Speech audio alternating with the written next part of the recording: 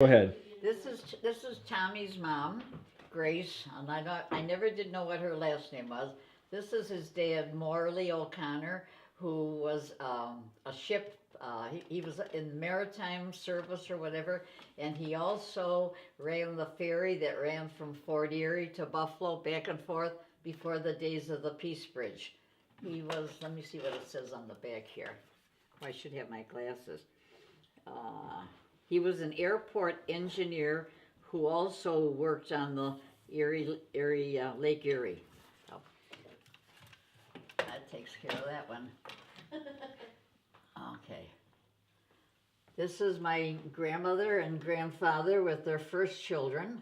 That's my mom. That is her older sister. That is Aunt Elma. And that was my mom, Dorothea. Wow. Can you tell us your grandma and grandpa's first and last name too? Pardon me? What was the gentleman's first name?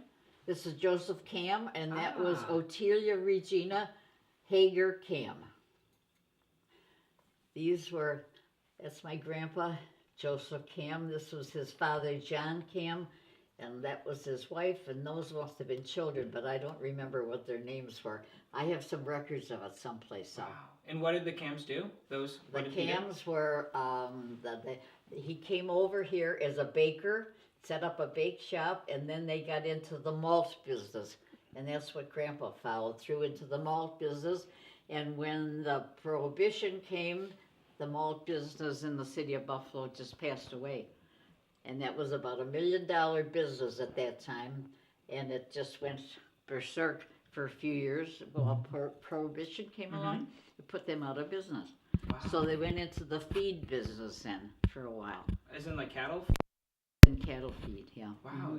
Chicken feed and different feeds, yeah. Were they ever able to recover from Prohibition?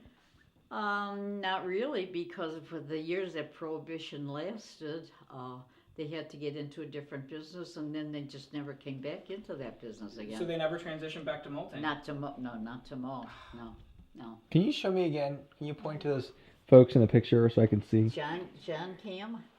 There's some good write-ups about him in the annals of St. Louis Church, because I know he and my grandpa were active. The Cams were very active, and the Hagers too, because of Grandpa Hager with the pulpit, and Grandpa Hager hired workmen from Germany, and they're the ones who did the carving of those Matthew, Mark, Luke, and John, those figures, and the pulpit.